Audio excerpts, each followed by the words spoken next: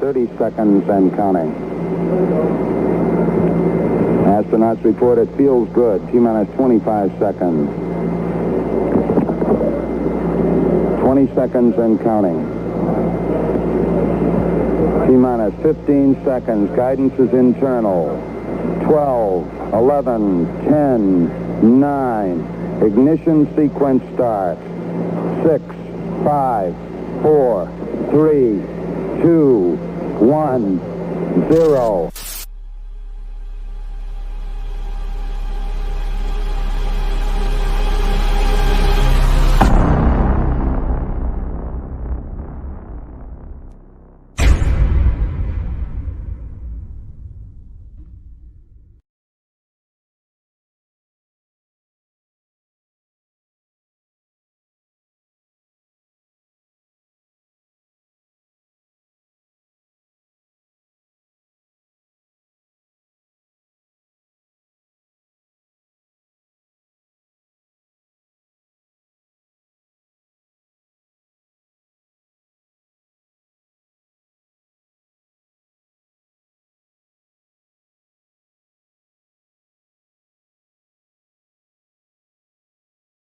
Oh, and we're already off to a terrific start. Didn't have the video on. Mute was on. I got a carton of ice cream with me. If you didn't hear what I just said, clearly you didn't. I was on mute. I'm hurting bad. I don't handle losses well. I've told you this in the past, and especially when we open up the season with one, it stings. And I'm sure you feel the same way. And as you can see, I am in no shape. I am in not good shape. Mute.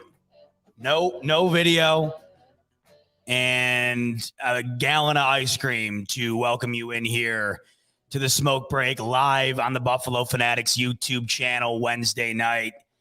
If it's Wednesday night, you already know what that means. It's the mother effing Smoke Break, and it's so good to have you in, and I wish I had you with me under better circumstances. This is my first Smoke Break during the actual NFL season, and I was ecstatic to be able to share a win with you guys right out of the gates. And I think that's something that we were all expecting. I don't think anybody I talked to for the last however long prior to the season thought that this game could possibly end up in a loss. And sure enough, that's exactly what happened. And there's a lot to get into.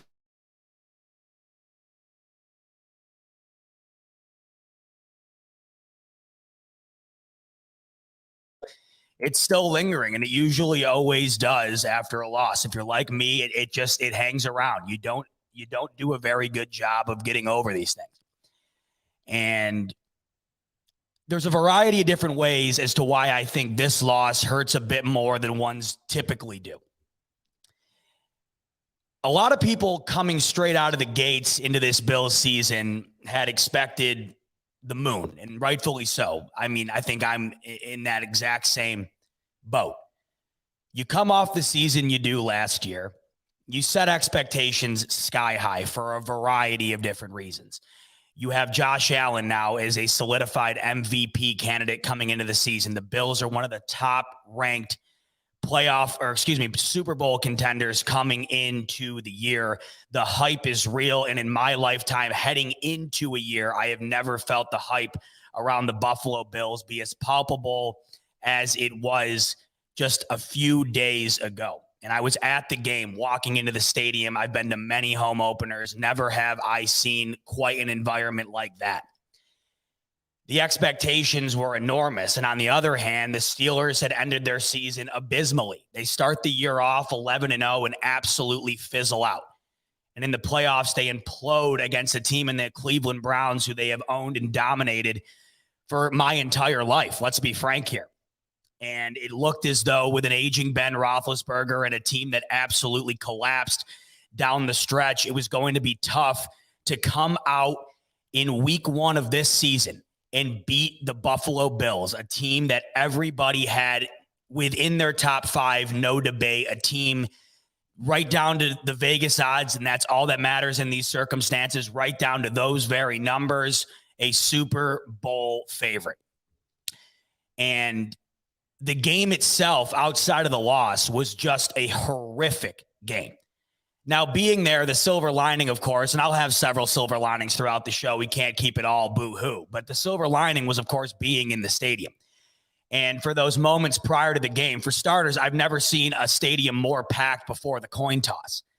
Nobody wanted to miss a second of the experience that, of course, is the Bills Mafia at One Bills Drive.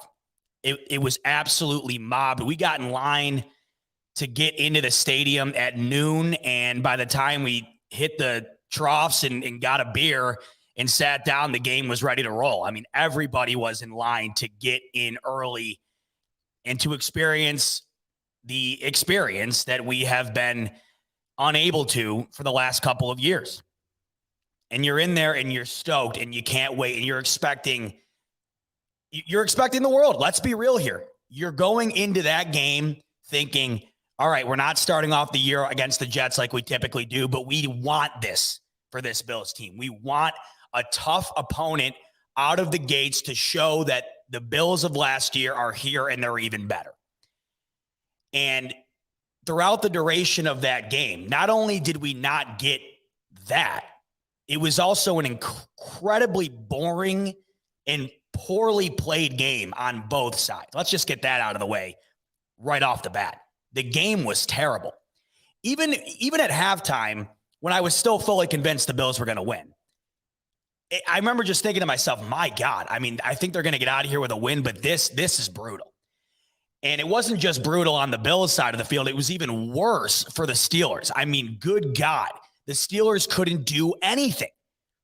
And nowadays, you're used to watching high-flying offense. We knew we weren't going to get that from the Steelers, but 58 yards from Ben Roethlisberger in the first half. I mean, the Steelers I could have gone out there and done the same. The Steelers couldn't do anything. Then again, the Bills couldn't either, but the Steelers defense, especially their front line, easily the best in the league, if not the best, one of. And to start the game out, and that's where we'll begin here, to start the game out with the Isaiah McKenzie return that gets you all the way into the red zone with an offense like the Buffalo Bills have, Josh Allen now paid, a solidified MVP candidate, to start the game off that way and have the ensuing drive end in a 3-and-out and a field goal kick right there pretty much set the tone for the rest of the game, because that is how the game went throughout the entirety of the 60 minutes. And in that moment, I remember being shocked. Those are moments right there that a team like the Buffalo Bills is being touted to be in 2021 take advantage of. You have to, especially against a Steelers team with as stout of a defense as they have. If you are gifted the ball on the 20-yard line to start the game off, you have to punch it in the end zone. That is what you have a guy like Josh Allen for. That is what is expected. I mean, obviously, if Kansas City and Mahomes get down into that territory, would you not expect a touchdown? If Tom Brady gets down there, would you not expect a touchdown? We have to come to terms with the fact now that Josh Allen, who is now the second highest paid quarterback in the league, is being paid to do those things. Now, of course, it doesn't happen every time. It doesn't happen every time. And out of the gate, you understand, first time back with fans, okay, pass. But the rest of the game was the exact same way. The Bills could not score. Simple as that. And the Bills have had this problem against the Steelers the last several times they played them. Now, they're 2-0 in those last two games, but those were defensive victories for the Bills. And, of course, the last time the Bills faced the Steelers, the Teron Johnson pick was ultimately the difference. In this game, the ultimate difference was the blocked punt. It just so happened that the rarity of a touchdown happened in the Steelers' favor this game as opposed to the Bills' favor. And that, of course, wound up being all the difference. But out of the gate, that to me really set the tone. Let's go back up here. James FX90 coming in with the super chat. Appreciate you as always, James. Smoke you up here, my friend. Z-Bot, bro, you got to pick yourself up. One loss all season is nothing to hang your head about, especially an opener against a playoff team. We going to use this fuel all year and we'll still win the Super Bowl. Cheers, bro. Cheers to you, James FX90, no doubt. And listen, I've been getting that tweeted at me all week because I'm not the guy to make excuses after a game like a lot of people like to do. The thing that I kept seeing after the game nonstop was, whoa, Tampa Bay lost their first game last year. Yeah, well, listen, the Bills of 2021 are not the Tampa Bay Buccaneers of 2020. The Tampa Bay Buccaneers had a brand new quarterback in Tom Brady. Look, I don't care if it's Tom Brady. It's still a brand new quarterback in a brand new system. We're talking about a quarterback who played on a team and a system for 2 decades, transferring over to a completely new regime. That's going to take some time. I don't see the correlation there. The Bills went into the playoffs super hot, beat 2 great teams in the Colts and the Ravens. Yes, of course, the performance against the Chiefs was abysmal, but it wasn't what the Tampa Bay Buccaneers were in week 1 of 2020. And it took the Tampa Bay Buccaneers a half a season to get going. The Bucs barely even made the playoffs, and when they got into the playoffs, they almost lost to Taylor Heineke in the initial game. It took the Bucs a while. I don't like that. I don't like that argument. I don't like that excuse. That to me was a feel-good BS excuse. But James is right. I completely agree with the sentiment that it's 1 loss, it's week 1. And yes, let's not forget here, and I think a lot of us, we did this, and I'm guilty of it. We forgot that Pittsburgh is still a good team. We forget the fact that Pittsburgh, despite fizzling out at the end of the year, did in fact start the year 11-0. The way they ended the year had us all fooled, including myself. I went into that game thinking that, and I'll show you a video here in a minute. I made a nice little piece as to how my day started and how my day ended at one Bills drive. But with that said, I think we all waltzed into the stadium expecting not only a victory, but I think a lot of people, including myself, were expecting a dominant victory. It just felt that way, especially after we watched Pittsburgh do what they did at the end of the year. We watched the Bills D have basically a field day against Pittsburgh the last time they played. And granted, the Bills D played terrific in this game. I just couldn't tell for the life of me if it was the Bills D balling out or if it was Pittsburgh's offense just being that bad. Pittsburgh's offense is bad. And that's what makes this game hurt even more. Knowing that your defense holds Ben Roethlisberger to 58 yards in a first half. They held him to one of the worst completion percentages of the weekend. Ultimately played a good game against Ben Roethlisberger. And if it wasn't for a couple of insane catches down the stretch, it would have been even worse. The Bills D did plenty enough clearly in that game to get it done. And once again, it comes down to the block punt. But when you have an offense as potent as the Bills, the excuse can't be that Pittsburgh's D is that good. Of course, they are that good, but is that an excuse for the Kansas City Chiefs, who played a very great defense in the Cleveland Browns over the weekend? We're down 22-10 at half and still found a way. And that to me right now is the difference between the Buffalo Bills and the Kansas City Chiefs. The Buffalo Bills are still a top team in this league, no question about it. The difference is the Chiefs get it done seemingly no matter what happens, right? The Chiefs were completely outplayed that entire game. The Browns were the better team on the field for about 3.5 quarters, and they lost. The Bills were the better team all day against the Steelers, and they lost. And that, to me, was the issue. The Bills were clearly the better team. Pittsburgh, their offense looked horrific. And on the flip side, when you have an offense in the Bills, you expect them to take the stout defensive play that we had seen throughout the game and at least find a way to get more than 1 touchdown. You have to have that as your expectation. Even another touchdown still doesn't let the Bills crack 20 without the 2 field goals at the end. The expectation can't be, well, it's one game and the Steelers defense is great. Well, that's what you're going to face if you want to get to the ultimate ending that we're all searching for. Because it was the same excuse against the Chiefs. The Chiefs defense kicked the shit out of the Bills in the AFC Championship. And here we see it again. The Bills, when they cannot get their offense going, no matter what the defense does, it's not going to happen. And in this particular game, you have to rely on your offense to crack at least 20 in a game where you are holding Ben Roethlisberger and the Pittsburgh Steelers offense basically completely out of the game. You shouldn't allow it to come down to a block punt. But unfortunately, it didn't at that point. That's the sad thing. At that point, even though there was plenty of time left on the clock, there was nothing about what the Bills offense did on Sunday to make you think that they had a chance in that game. Whereas, you see the Chiefs 22-10 against a much better team, in my opinion, the Cleveland Browns and the Pittsburgh Steelers, find a way to get it done. Now I see here Alpha coming in. Yeah, Chiefs got lucky. Chubb fumble and Hill caught a punt, catch and score. Well, I don't think the Hill punt, catch and score is lucky. That's just the Chiefs offense. I'll give it to you. The Chubb fumble. That's just, the Browns are the Browns sometimes, right? Unfortunately, they find ways to lose. But on the flip side, the Chiefs just find ways to win. This game for the Bills was just so winnable, and I think that's what hurts the most. It was so winnable all the way up until the mid-third quarter. You hold the Steelers' offense completely touchdownless up until the fourth and somehow find a way to allow 17 points in that fourth quarter. I mean, that's unexcusable. It's inexcusable, especially after what we had saw from the Pittsburgh offense throughout the duration of the game. All the Bills had to do was find a way to continue to move the ball down the field and continue to score. I think more field goals would have got it done. I think it ultimately comes down to what the Bills wound up doing with the ball when they had it. The play calling here was what really, really got to, I think, a lot of us, including myself. I was up in the stands just thinking to myself, like, what's going on here? It didn't resemble anything from what we saw a season ago. And I get it. Pittsburgh's D is not the Denver Broncos D, who the Bills absolutely pummeled at the end of the regular season last year. I get it. I wasn't expecting that.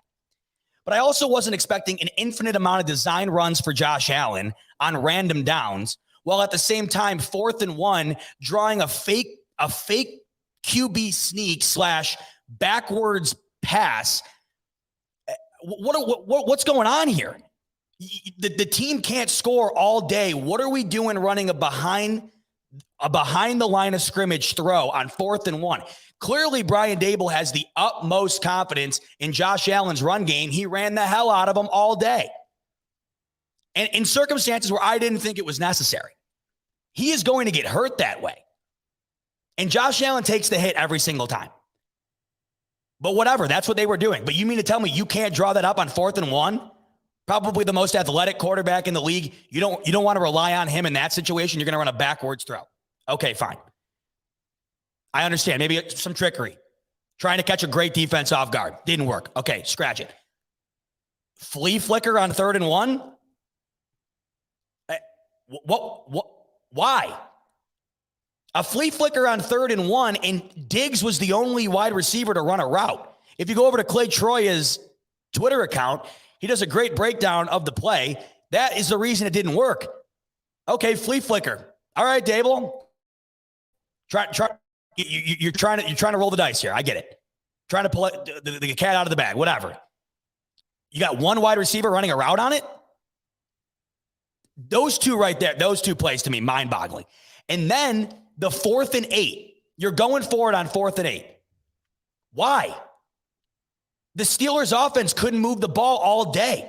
Why not pin them down near their own end zone? Why the 4th, that play was brutal. And Allen just threw it up. He just threw it up for grabs on 4th and 8. What in God's name was that? Punt the ball. The Steelers can't move the ball. There was just several of these plays Sunday that just absolutely left your head scratching. And in reality, if it wasn't for an incredibly great throw and catch by Gabriel Davis, I mean, if you go back and watch that touchdown, the lone touchdown of the game, I mean, Allen fit that through a window, and I don't even know how Davis caught it. It was that incredible play away from being a touchdownless game from an offense last year that could not be stopped. And I thought a lot of it, unfortunately, was self-inflicted. A lot of it could have been avoided. I think that if you run a standard QB sneak on 4th and 1 as opposed to running trickery, you probably wind up getting it, or at least have a better chance. You don't go for it on 4th and 8 and wind up kicking the ball. The Steelers can't move it. If they go the distance that they wound up going on that drive, they're not going to be in field goal range. And then the flea flicker, okay, if you're going to run it, why not run it with a few guys willing to catch the ball? Diggs is the only guy running down the field. Yet after all of this, the Bills go into the locker room with a 10-0 lead, and there was not a single thing about that game that made anybody think the Bills were going to lose. I remember at half, I take a leak, and I just remember thinking to myself, I mean, God, this is terrible. This is just bad football. But I'm thinking, all right, look, I mean, the Steelers defense is no joke. And this is the first game back with fans. It's the first game back in general. I understand the jitters. I understand, X, Y, and Z. There was nothing about that game at half that made me think for a second the Bills were losing that game. What I texted my fantasy football group chat at halftime, and I said, and I quote, of course, I got absolutely torched for it afterwards, deservingly so. I said, I don't think the Steelers are going to win a game this year. Now, of course, pure exaggeration. But from what we saw out of the Steelers offense in the first half, I mean, I could take me, Bobby in the chat, King Thriller, Dilly Dow, Louis Trammer, the rest of the gang in here, Jeffrey Danger, you name it, the whole squad that's in the chat right now, we could have lined up and done the same thing the Steelers did against the Bills in the first half. It wouldn't have made a lick of difference. 10-0 at half. And honestly, I thought that was going to be insurmountable. I really did. There was nothing about what the Steelers did in the first half that showed anybody that they were going to be capable of winning that game. The Bills wound up handing it to them. The Bills handed the Steelers that game. Between the poor play calling and the blocked punt, it was just, it's not the way you want to start a year off when you are a Super Bowl favorite. And I understand it's week one. I get this and that. But the surrounding hype around this team to come out and play like that, you can't, it's not, I hate this, I don't even know what to call it, but the Bills can't lose and be criticized ever. It's not allowed. If you do it, you get ripped by your own fan base. You can't tell me there's a difference between shitting on the team and being disappointed. And if you weren't disappointed after Sunday, I don't know what to tell you. And if you can hit the pillow Sunday night saying, week one, that's fine. It's fine. No worries. Well, better man than me. And I'm jealous as hell of you. But ultimately, major disappointment after that one. And I just don't know how you couldn't feel it.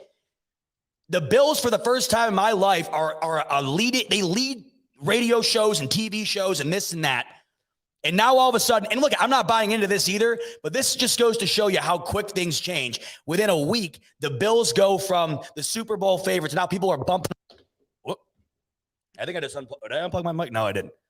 I'm wailing my arms. But what I'm saying is the Bills within the national press, they have about this much leeway, right? And after 1 week, all the hype, where did it go? And that to me is what's sad here, because the Bills had all of that riding right into the year. And I don't give a damn about what anybody says about the team after this game. And we all know the Bills are a better team than the Steelers, and they showed it on Sunday. And if it wasn't for bonehead play calling and a few bad mistakes, the Bills win that game 10 out of 10 times. And there's no one can tell me the Steelers today are a better team than the Bills. And that's what also makes this so bad. But the threshold within the media from the Bills hype from what it was literally 5 days ago to what it is now is about this. It's literally about this. So that's why I don't buy into it, but I just think it's sad for the first time in my life to have this type of hype, to have the utmost confidence in a team coming into a season, to ride it all the way back to where they were just a season ago, to play like, I understand a loss. I'm not expecting to go 17-0. Shout out my boy Pierre. He's the only guy I know who can confidently say the team's going to go 17-0. I'm not that guy. I don't have it in me. I can't. And I'm not expecting it. But what I wasn't expecting is that if the Bills would have lost that game late, 23-20 in a defensive grudge match, and they made it close at the end, whatever, you understand the loss. But with a 10-0 lead at half, holding the team to what they did, the Steelers offense to what they did, and then going into the fourth quarter with a lead and allowing 17 points, it's just utter disappointment. Now, I will say throughout the rest of the league over Sunday, it was bad football all over the place. It was bad football all over the place. Outside of the Thursday night Bucks Cowboys game, I mean, there was some bad freaking football on Sunday. So I don't know. It seemed to be league wide, and the AFC playoff teams did not fare well at all. The only two AFC playoff teams that won on Sunday were the two teams who had to play another AFC playoff team, the Steelers and the Chiefs. I mean, good God, the Titans, woof. Good Lord. Flipping it over to the NFC, the Packers. So it could be worse. I mean, the Bills, at least when you watch that game, you're like, oh, I mean, they should have won. You can't say the same for the Titans, the Packers. So at least there's that. That's another one of my silver linings here. I'll scatter a few throughout the show. That's a silver lining. I mean, good Christ. Imagine being a Packers fan after all you go through over the offseason. You make it to the NFC Championship last year. You probably should have won the game. Poor coaching. You go into the offseason with the Aaron Rodgers drama nonstop, and you lose 38-3 to Jameis Winston in his first start as a Saint.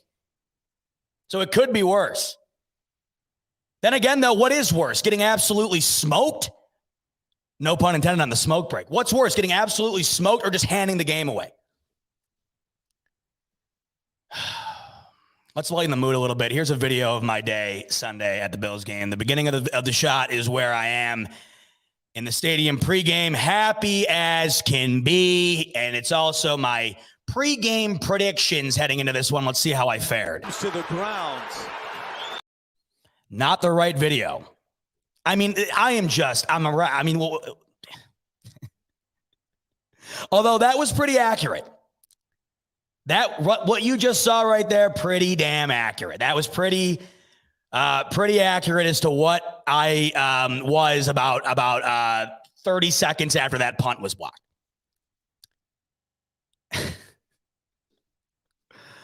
Oh, my ice cream's melt. I don't know. Leave me some comments. How do you guys handle this better? I love to hear. My week has sucked.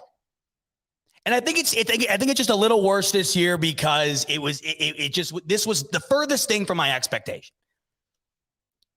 It was the furthest thing from my expectation. Now, I mean, I will say, you know, there's things from that game that you look at in hindsight. Now, I am okay a few days removed. I'm able to look at the brighter side, not the bright side, but the brighter side. And look, I understand that we were fooled by the Steelers. I understand that. They're still a good team. I understand their defense is terrific, and they're going to win them a lot of games, just like what you just saw. The Steelers are going to have to win that way all year. I mean, that offense is not winning them anything. That offense is not winning a game unless that defense shows up. So I understand that. I also understand that Josh Allen, frankly, has struggled against the Steelers despite winning 2 games. I mean, remove the Teron Johnson pick 6 a year ago. Who knows? And then the year before, who was it? Duck Hodges starting the game. It's a whole different ball game. They have not fared very well against the Steelers despite winning. I mean, that's going to fool you 10 out of 10 times, of course.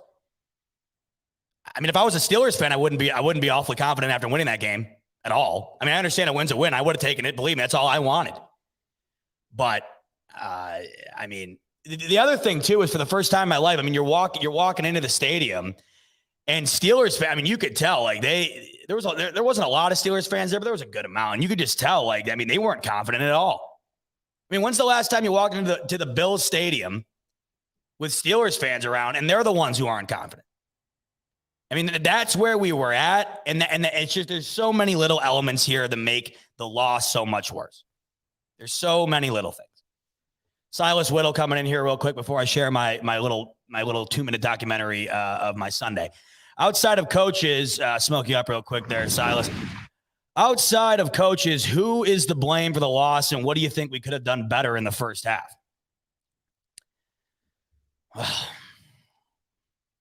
Well, we're already a half an hour in. Do I have another 2 hours? No. Silas, listen. Outside of the coaching, look, I mean, we can be critical of Josh Allen. Is it fair? There were a few throws that were dip and dunk that were just not on the money. And I haven't even touched on what I must have erased it from my mind already, which I'm not good at. Somehow did it. The Emmanuel Sanders overthrow. That probably would have ended the game right there. The game is completely different if Allen hits Emmanuel Sanders on that streak route, who was wide the hell open. Flat out missed him. look, I mean, Allen still, it's not one game didn't change anything. Okay. He's still an MVP candidate. He's still one of the best quarterbacks in the league. But when you're the second highest paid quarterback in the NFL against a defense who is not going to allow you squat all game, you have got to hit that damn ball. Because those opportunities against a defense like the Steelers are going to be few and far between, and they were. The Bills didn't get that good of a look the rest of the game. And that right there would have absolutely flipped the game on its head, I'm sure of it. And Emmanuel Sanders was wide the hell open. So that, to me, that's the big thing that sticks out, Silas. There was also just, I don't know, Allen didn't look like Allen at the end of the year last year. He didn't look like the Allen I saw against the Colts, who basically willed himself to victory. And he didn't look like the Allen I saw from the end of the regular season. And I understand there's circumstances that go into it, and it's not going to be an MVP performance every single game. But Allen is not the guy looking for a contract anymore now. He's the guy who has the contract that has him at the second highest paid quarterback in the league. Those are plays that need to be made. And these are games that need to be won when your defense is holding the opponent scoreless at half with less than 60 yards through the air. The offense with the second highest paid quarterback in the league needs to find a way. Now, I think the majority of the game in the first half, I think I already touched on this. The big thing right out of the gate, you have to find a way to draw up a better opening game plan when you're on the 20-yard line to kick the ball off or to kick the game off. You cannot settle for 3 there. I mean, right there, think about those two things I just brought up. You start the game on the 20 and you miss Emmanuel Sanders on an absolute wide open streak route. Those two series right there, I don't think the Steelers come back from that. If the Bills score a touchdown on the opening drive starting in the red zone, and if Josh Allen hits Emmanuel Sanders deep, tell me where the Steelers wind up winning this game. They don't. Now, I mean, in the first half, what could they have done better? I mean, not holding would have been a good start. Not holding would have been a terrific start. It seemed like every time Allen navigated outside of the middle of the pocket, a flag hit the ground. Deion Dawkins, I love him. He's probably my favorite player on the Bills. I mean, they were getting burnt, man. If you go and watch the film, the low angle film of the Bills O-line against the Steelers front D, I mean, it was like a pizza in the oven for 7 days. It was burnt to a crisp.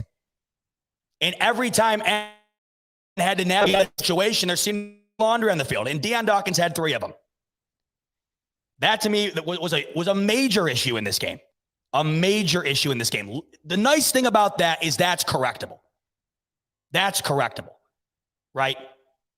The holding, that is probably, and I hope so. I hope I can do this. You can probably chalk that up to first game back, and you're going against probably the best front line that you're going to play all year. But when you can make all the excuses you want. Yes, I understand. The Steelers are the best front line the Bills are going to face all year.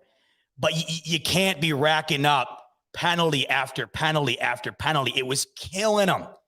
It was killing them. And then on the defensive side of the ball, Tremaine Edmonds, I forget exactly when this was in the game, he flat out dropped a pick off a tip. If you rewatch that play, the Steelers were in their own end of the field. The ball was tipped. Tremaine Edmonds had a pick in his hands. Wasn't able to convert. And then Tre'Davious White,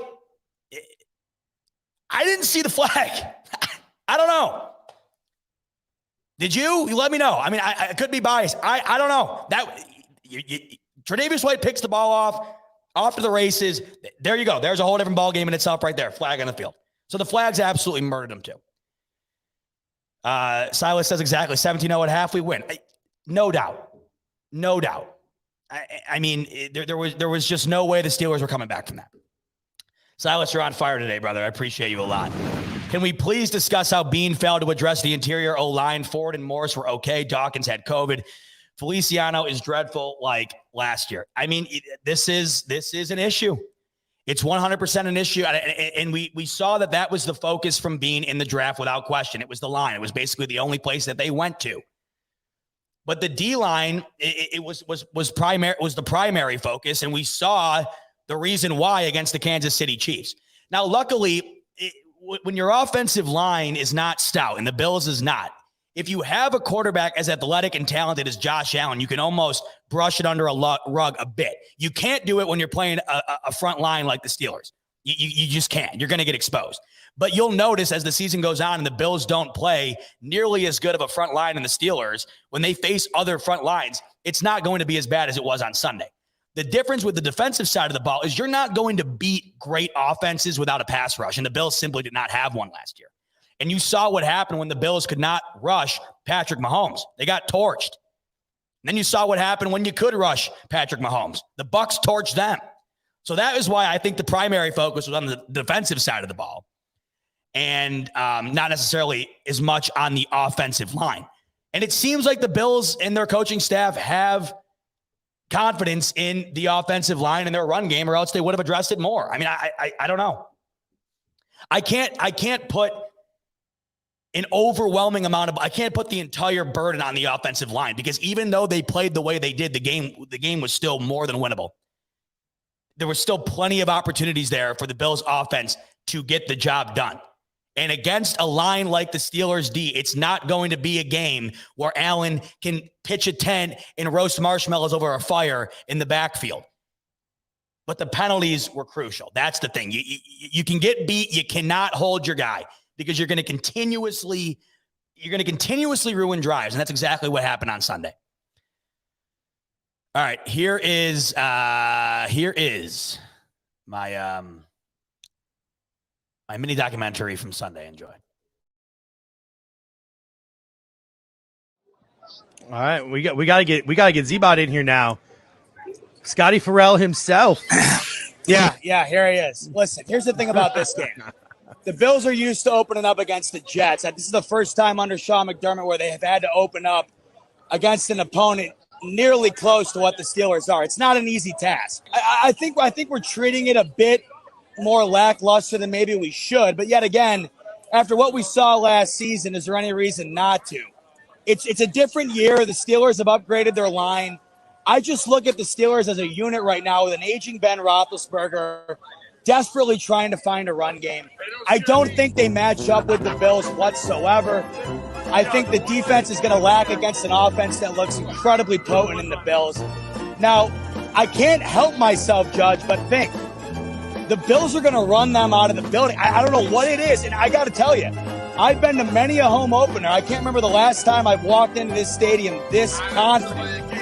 So with that said, my final score, I'm going to give it Bills 27, Steelers 13, in a game that doesn't feel close, but where the Bills really open it up towards the end. You are so dumb. You are really dumb. For real. And it is on the kicker. Pressure. Hawk has it blocked. It's scooped up and a score. Touchdown.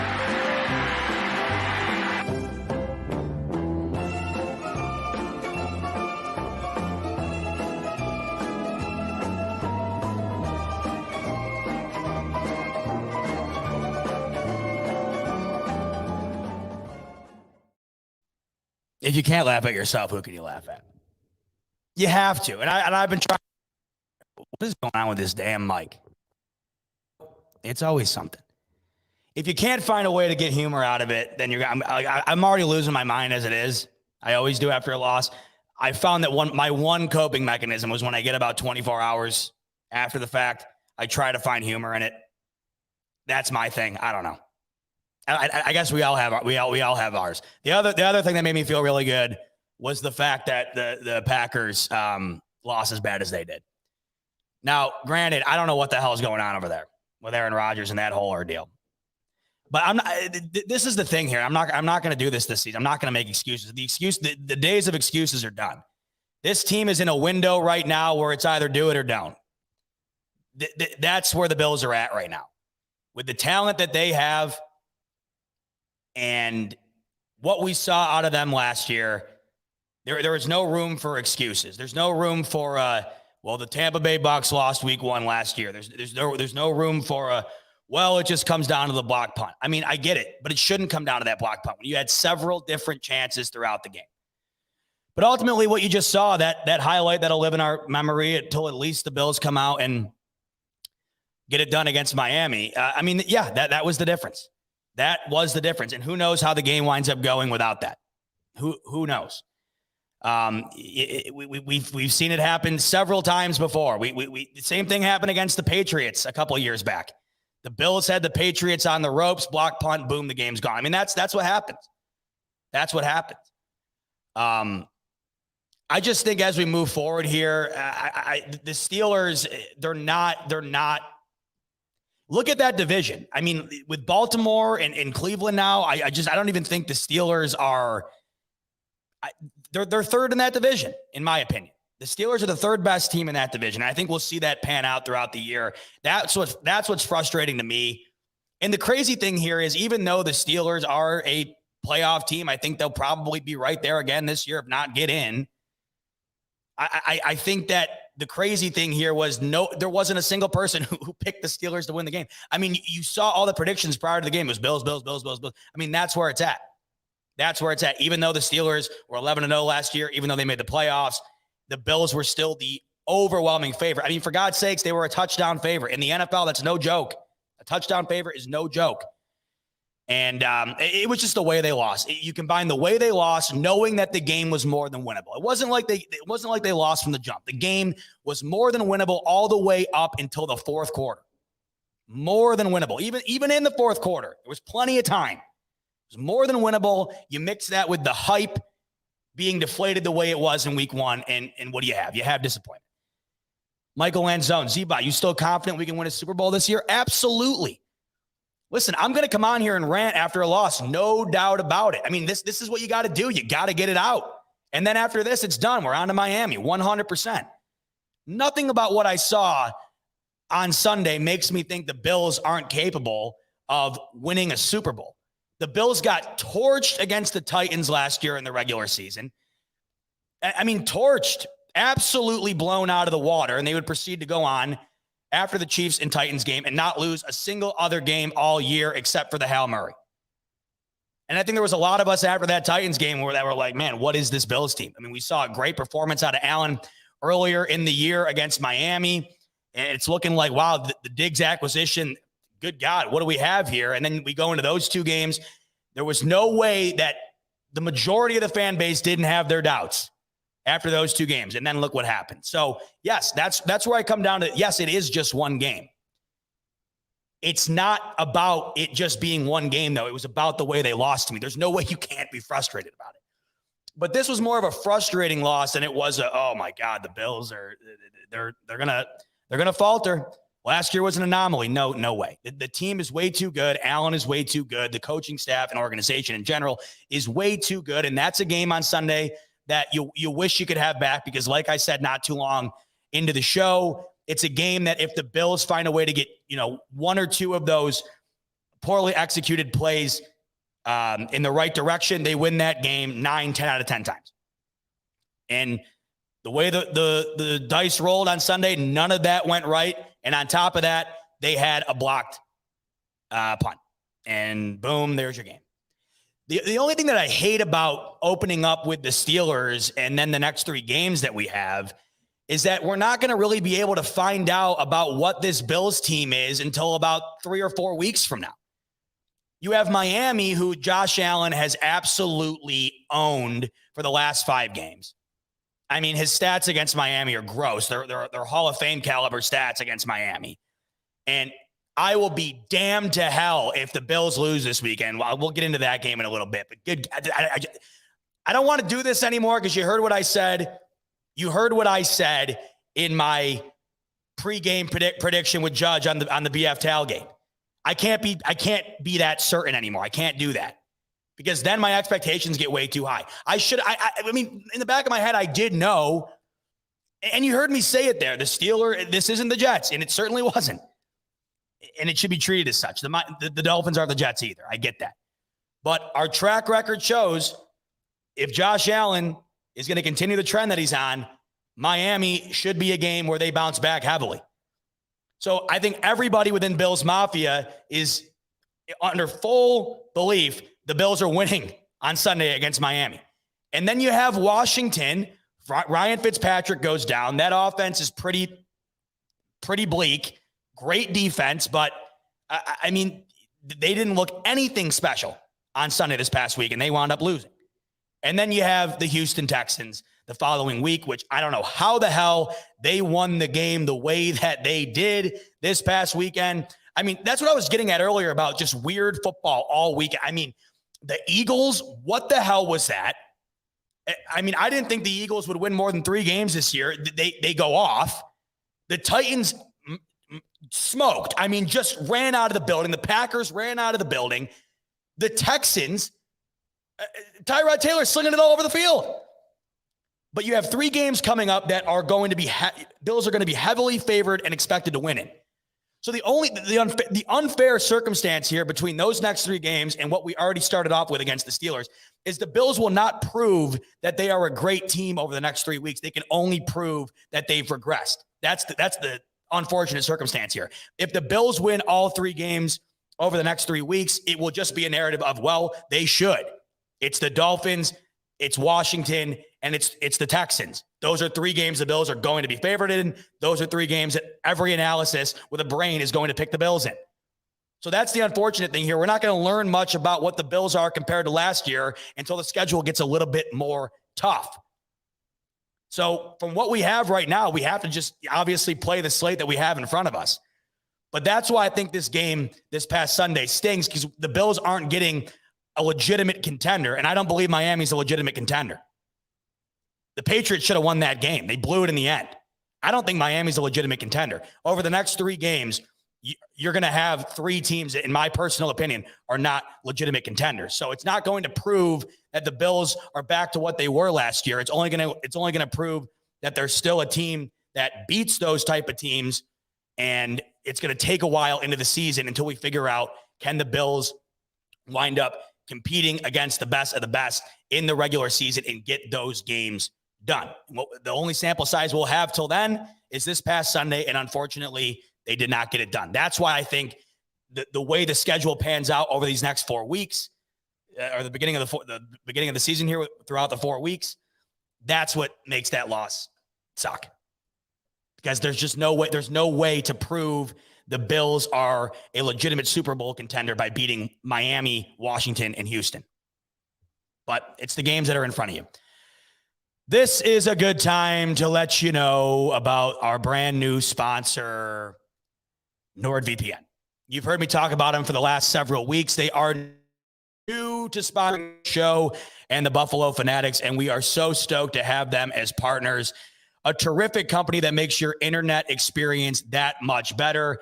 And as you saw earlier, you know me, I got my technical difficulties coming out of my ass. The best way to avoid those at all costs is using reliable internet. And our friends over at NordVPN help deliver such. Here's a quick promo from NordVPN showing you what deals you can get from them using the bfvpn.com. What up, Buffalo Fanatics, Z-Bots, Z here with you live. No, not again. Come on.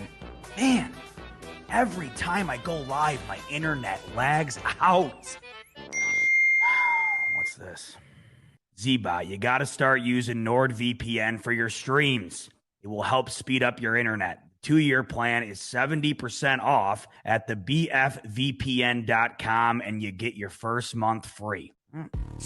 Kingpin knows best.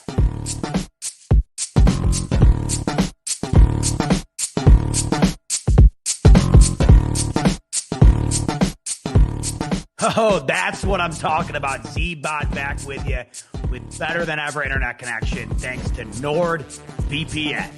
The best live streams use the best internet connection. That's why the Buffalo Fanatics is proud to be sponsored by NordVPN. Visit the bfpn.com to take advantage of 70% off a 2-year plan with your first month free. All the info right there, thebfvpn.com. Check them out. Go take advantage of that awesome promotional deal and get to using NordVPN today. Love it. Listen, I don't want these shows to just be me ranting about a win or a loss. I want to get your guys' perspective. So get in the comments as much as you can. If there's a topic you want me to touch on and talk to you about, make sure to lay it down in the comment section, because I want this to be where us fans, us Bills Mafia, can get together and either mourn a loss or celebrate. That's the way I want these shows to be. And it shouldn't just be my platform to come on here and bitch. It should be all of our platforms to come on here and bitch. We all need that. They should invent some sort of therapy sessions for football fans. And I guess this is more than the right setting to be that for us Bills fans, whether we need someone to, enjoy the victory with, or somebody to lean on and do whatever the hell you did after that loss on Sunday. Wednesday night smoke break is going to be the place for that. All right. So, that's behind us. The game's behind us, and you got to move on. And that's what the team's going to do. And you saw Stephon Diggs on the sideline. He took it on the chin, got up, started slapping everybody up on the way out, saying, we're good. I like to see that. Stephon Diggs is now a captain for the first time in his career. He's never been a captain anywhere. That goes to show you. And as we all know, the false narrative, Stephon Diggs coming in to the year last year, everybody wanted to make it out to be that he was going to be a cancer in the locker room. Well, joke's on you. He's now a captain, and he's treating his role as a captain, appropriately. He was a leader in that game. He was a leader on the sideline, picking guys up afterwards. And he tells reporters after the game that he's got to get back in the lab. He's got to go get better. And, Josh Allen tells the press that they're still hungry. This is a hungry team, and they're going to get better. I'm not worried. I'm not worried about it. The only thing I was alarmed about, I guess, on Sunday was just the poor play calling and the lack of an inability to take advantage of what's given to you from a good team. At the end of the day, that's what it's going to come down to. If you're going to beat good teams, you have to take advantage of the limited opportunities that they give you. Just on Thursday night, the other night, the Cowboys had the Bucs on the ropes. Tom Brady, minute and a half left, takes advantage every time. The Browns have the Chiefs on the ropes. Patrick Mahomes takes advantage every time. The Bills have to wind up becoming that team when they're in that circumstance. You have that narrative. You have that thought process of, well, it's the Bills, it's Josh Allen, it's the offense. I'm not worried. And I had that feeling the majority of the season last year. So I'm not going to let one game deter me from that. But those were alarming realities out of Sunday. Let's put it in the rearview mirror. Sunday is done. It's over. And yes, the Bills are 0-1. And, another silver lining here, put it in the book. The loss is out of the way. And if you remember, after the Bills lost to the Titans and the Chiefs, it really seemed like it revitalized the entire team the rest of the way. How could it not have? They didn't lose. Besides the Hail Mary, which happens one in a billion, trillion years, whatever, they didn't lose. And perhaps they take what happens here, pour it in the tank, and use it the way they use those two losses. And they have 3 games coming up that should allow them to build confidence. And that's what I see these next 3 games as. These next 3 games as. I don't want to get ahead of myself. I don't want to say multiple score wins, guaranteed wins like I was prior to Sunday, because that's just you're building yourself up to be absolutely crushed if something goes the wrong way. But these next 3 games, find me the person who thinks the Bills are going to lose, and find me the person who thinks that the Bills are going to wind up playing the way that they played last week, all 3 games coming up. Now, here we go. AFC East right around the corner here in Miami. And the defense is, once again, it gets a little bit easier, I suppose, but not much easier. The Miami Dolphins defense is good. We saw a terrific battle between Miami and the Buffalo Bills in week 1 last season, but that's also probably Josh Allen's best game of the year. And dare I even mention what the second game was against the Miami Dolphins? That should have been on Comedy Central. That game was a stand-up special. The Bills ran them out of a building in which they were trying to win a game to get to the playoffs in. And the Bills, with an already secured spot, destroyed them with a lot of their second players in. It was a joke. Now, Miami's going to, this is the thing we have to keep at the forefront here all season long. The Bills are going to get every team's best shot. I mean, of course, you got Juju doing his TikToks and all that. I mean, why do you think they're doing that in the locker room? Because they just beat the Bills. Now, granted, I mean, Juju would probably be doing TikToks if they beat the Lions too, you know. But there's going to be an overwhelming amount of excitement in that situation because you beat a team that everybody thinks is better than you. That's where the Bills are at now. So you're going to get everybody's best crack. And Miami is sick and tired of taking Josh Allen's shit. Josh Allen has been the Miami Dolphins' Tom Brady equivalent to what he was to us over the last 5 games. An overwhelming exaggeration, of course, but over the last 5 games, that's been the reality. The Miami Dolphins can't touch them. They've had close games. They've had blowouts. It doesn't matter. The Bills have gotten it done every single time, and Josh Allen has looked like an MVP in nearly every one of them and hasn't lost a single one. He's 5-0 in the last 5. And I expect nothing different this game. You have a lot of different storylines going into this one. You have Tua, who is the only quarterback in the NFL to start the year off last week, not a captain. What does that say? That, to me, an absolute eye-opener when I heard that. Tua Tagovailoa, the only starting quarterback last week to not be named captain by his fellow teammates.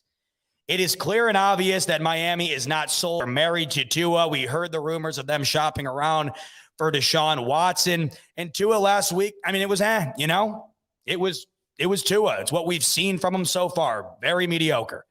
And I will be damned to hell, like I said not too long ago, if Josh Allen loses to Tua Tagovailoa. I just don't see it.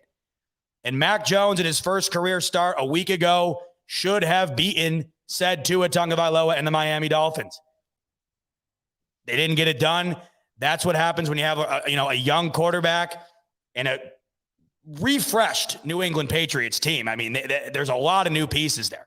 But I think the Patriots were the better team and probably should have gotten the W. The Bills are the infinitely better team here.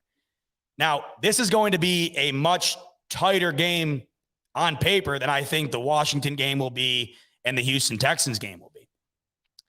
But once again, it's this sentiment that has been building up in our minds that I can't seem to get a grasp on and kick. I just, even after what I saw on Sunday, there is no possible way in my mind that I can fathom the Buffalo Bills losing to the Miami Dolphins on Sunday. And I don't care if I have to post another edited clip of me crying next week after I say this. Is there anybody in this chat who thinks that that's a possibility despite what you saw on Sunday? I just don't. And if that is the outcome, folks, we have a lot to be concerned about. That's the reality here. That's what happens when you go out and play like you did on Sunday. The expectations are now you need to get that in gear ASAP. And if the Bills do not get that in gear ASAP on Sunday, there is a problem. So there's a lot riding on this game for the Bills. I understand it's week 2. I understand it's against the Miami Dolphins, who the Bills have had the upper hand on for the last several years.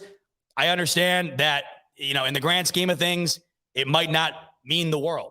But this is a really big game for the Bills after what we just saw on Sunday.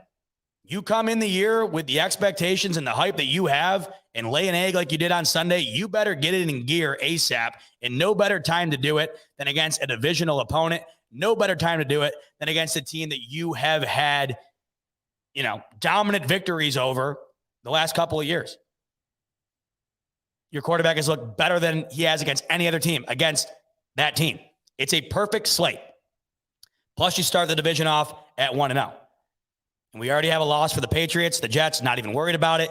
And then you get the upper hand on Miami right out of the gate. They'll be 1-1 in the division. Miami Bills take the tiebreaker. Boom, you're right back up there. You're right back up there. And as we look at the AFC landscape, like I said, every single AFC playoff team lost last week except for the 2 that had to play another AFC playoff team. So, it's not like as far as seeding is concerned, which is insane. You try not to dive deep into that after 1 week, but of course, that's the NFL for you. Every single game matters.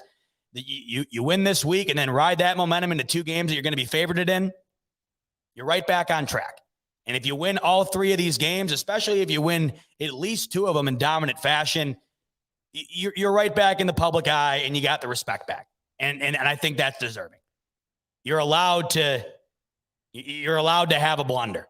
And even in said blunder, the Bills still should have won the game. I mean, that silver lining, there's the silver lining. That is the silver lining of Sunday. I mean, yes, it's a loss. And yes, who knows how it affects the AFC seeding as the year plays out. But in that game, it's nice to know when you watch other playoff teams on the same Sunday get their ass kicked by worse teams, unarguably, really, it feels good to know that, you know what, it seemed a lot of that loss was on you, not necessarily on the other side. And yeah, I mean, the Steelers defense contributed to a lot of that victory for Pittsburgh. But I mean, it was a coin toss between the Pittsburgh D getting the win for the Steelers and the Bills just finding a way to lose it. And I think, as the season goes on, there were many correctable things that we saw on Sunday. That is the positive thing. And you're not going to face a line like you faced against Pittsburgh every week. I mean, that's just not going to happen. But you also, you can't be holding, you cannot be holding when Josh goes to scramble, and you got to give him a little bit more time than he had. It just was not there at all. And I just would like to see a far less amount of design runs for Josh Allen on Sunday. I understand wanting to take advantage of the obscene athleticism that Josh Allen has. I mean, who wouldn't want to put that in action? But do it when it's necessary. Do it on the 3rd and 1 instead of running a flea flicker. Do it on the 4th and 1 instead of running a behind the line of scrimmage throw for a loss of 6. Don't do it on 2nd and 7 and have Allen running right up the gut. I mean, it looks great. He's moving great. Plenty of them resulted in decent yardage. It's too risky. In certain circumstances, I love it because that's what he's good for, and you want to utilize that talent. I don't understand the need to do it the amount of times that they did on Sunday. That was just one of those several elements on Sunday that had you scratching your head. And Dable's a great coach. I mean, we've seen the proof is in the pudding with Brian Dable. I'm not questioning him. Yes, Sunday was a head scratcher. I have the confidence in him that he's gonna turn that around. And I think that if we're able to see as fans what the clear inadequacies of the Buffalo Bills were on Sunday, I have a pretty confident feeling that Brian Dable, who is going to be a head coach in this league someday, can do the same. Before I wrap things up here in a little bit, always a good time to tell you about my friends over at Manscaped, of course. Season's back in action, everybody. The fans are heading back into the stands, and you don't want to be that dude or lady who is ungroomed. We're back in public, everybody, and if you want to get out to one Bills drive or an away game, you want to be looking your best. You got your Zubaz on, you got your jersey on, but you want to make sure you're trimmed up right, and that is where the Lawnmower 4.0 comes in every day of the week. It's the MVP of men's grooming products, the Lawnmower 4.0. If you've heard me say it once, you've heard me say it a million times because I love the wireless charging feature that it has. Futuristic is all about what I'm about. New iPhone just dropped. I'm a weird tech geek like that. I'm on that, even though it's the exact same iPhone that I have right now. Got to have it. Got to have the Lawnmower 4.0 because it's got the wireless charging and the built-in LED light. I'm weird like that, but I know a lot of you got to be too. And if you're like that, or if you just need a quality men's grooming product and you're not into all the techie stuff, it's got that too. It's got a little something for everybody. So make sure to head over to manscaped.com and pick yourself up a Lawnmower 4.0 or any of the terrific products from Manscaped. Use the promo code Fanatics and get a special discount today. Now, if you haven't done that already, what are you waiting for? I mean, it's prime time right now. It's the season. It's game on, ready to roll. And I got to tell you, let's talk about that for a second. I mean, I knew I was going to come into this one and just riff with you guys. I mean, I here's the thing that I do after the game. I get silent. If the Bills lose, I get silent. Like that selfie you saw with me and my dad up in the stands there. I mean, that is the look of silence and just utter disappointment and silence. And I don't really speak. So this was the first real, I mean, I've been so busy with work this week too. This is the first real moment that I've just sat and unloaded my grievances from airing my grievances, Seinfeld reference, airing my grievances from Sunday. And that's what you got to love about this platform. That's why I love you guys coming in and joining me. And like I said, this is my first show during the season, and I'm devastated that I had to start this way. But on the flip side, might be nice to get it out of the way. And even, after a loss, it is nice to just rant and complain and bitch. I mean, let's be real here. Is it not? I mean, how many of you guys out there watching this right now, you had to have done the same thing? You had to have. And I haven't had the opportunity all week, and I thought, you know what? I might as well just hold it inside until I get onto the smoke break, and that's what I did. But let's talk about the things that I really did love on Sunday, and it was nothing more than being back at the stadium. It was one of those moments that I just knew I couldn't miss. I couldn't miss being back in that stadium for the first time post-COVID. And I'm so glad that I did. All right, that I didn't miss it. I went with my dad. As you know, if you've been listening to me for a while, he's the reason I'm a fan. We've watched every single game together since I was in diapers, and that'll go on for the rest of time. And to be there with him, to be back, to be in the stands, and to, just the little things you forget about that you missed. When something good happens, you're high-fiving random strangers. You're hugging random people. You're talking to random Bills fans. You don't even know their name. You know nothing about them. All you know is they're a Bills fan, you're a Bills fan, and then those 3.5 hours is the only thing that matters. And you're back with those people, and you're back with the opposing fans, which I love. I'm not the guy to start a fight. I'm not the guy to get up in a guy's face. I just like talking to other fans. We sat next to some Pittsburgh fans, and I love that. I mean, I go to the bathroom. I'm a big Penn State fan, and there's a couple dudes in the bathroom taking a leak at the trough with Pat Fryermuth jerseys on. I go, it's a shame you had to wear them in the black and gold. I wish you had your white and blue on. You fist bump them up. Good luck. Yeah, it's the little things like that. You're not bumping into opposing fans during the games you're watching at home last year, unless you go on Twitter, and that's just a shit show. I mean, it's not interpersonal communication, and I love those little things. And the tailgate was terrific, and I really started to feel it when I got in line, like I told you, around noon, and just everybody was in line. Nobody was wasting time in the lots. Everybody wanted to make sure they were back in there and didn't miss a second of what we had been missing for the last couple of years. And you get back in there, Freddie Jackson leading the charge, and I got chills right now, as I got chills when he said it, and he just led the charge with a where would you rather be than right here, right now? And the crowd absolutely lost their mind. And the MVP chant when Josh Allen got announced last. I've never been in the stands in my life where a Bills quarterback got an MVP chant, at least not ironically. Copter flying over, place absolutely packed, and you just miss the sound. You know that they have those metal bleachers in the stands that everybody just smacks the shit out of during third down situations or whatever. You almost forgot what that sounded like until you got back in there, and it was like second nature again. Just these little things, and I'm so glad to have been able to get back in there and see that in that game. Obviously, wish it was not only a win, but just a better game in general. It was to be frank, it was a boring game. It was a boring game. I mean, the Bills, there was nothing really exciting. The Bills didn't force a turnover.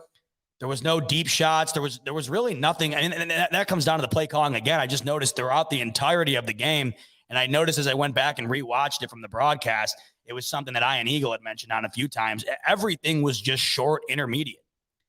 And there was just really nothing to get the crowd absolutely juiced other than the Gabe Davis touchdown. But to start the game out with the Isaiah McKenzie return, I mean, the place was on fire. I mean, it already was to begin with. I couldn't have thought of a better time. I mean, if he would have taken that to the house, I don't even know. Seriously, there might have been some casualties. To have the environment be what it was and then have him run it down to the red zone. Super cool stuff you won't forget. And to all those who didn't get a chance to go last week, if you can get there this year, get back in there, because let me tell you, man, you're gonna realize how much you missed it. That's for sure. So Miami around the corner Sunday, and I mean, I'm gonna leave it. I'm gonna leave my thoughts with what I said earlier. I'm not gonna deep dive into it at all, and the reason for that is because I am not going to do this year to myself. I cannot, even though I want to so badly, I cannot guarantee wins like I did prior to the game on Sunday, because it's going to ruin me. So I'm going into this game objectively. And I do understand that despite the fact that the Bills have been the far superior team to the Miami Dolphins over the last several games that they have met, and that Josh Allen has dominated, I do understand that over the next 3 games, the Miami Dolphins are the best opponent they're going to face. It is a divisional rival. And Miami, they have just got to be sick of it. They have got to be sick of being the Bills' little brother. Absolutely. Absolutely 100%. So, but with that said, I mean, I don't look at the game on Sunday as a game that I can fathom the Bills losing. Now, in hindsight on Sunday, even though I did feel that way against the Steelers are a better team than the Dolphins, no question about it. And I should have been a bit more honest with myself. And I think that that's kind of how we have to be. And the honesty factor here is, it's blunt. The Bills are better than the Dolphins, and they should bounce back in a electric way this coming week based on what we've seen against Miami. But I'm going to leave it at that, because I do not want to get ahead of myself and let myself down the way I did on Sunday. I hope you guys handled the loss better than I did, but the best way I could think about coping with it was sitting down here with you guys for an hour 15, letting it all out, getting that off our chest, and then just putting it in the rear view. If I can do it, you can do it. Leave that game in the past. It's on to Miami. Let me reiterate one last time. That game does not mean anything in the grand scheme of it all. It was just a disappointment. But you can't be happy every time. You can't get what you want every time. Hopefully we get what we want against Miami on Sunday. I'll be back with you next Wednesday to recap that one. Looking forward to it. Until then, enjoy the game, squish the fish, and as always, go Bills.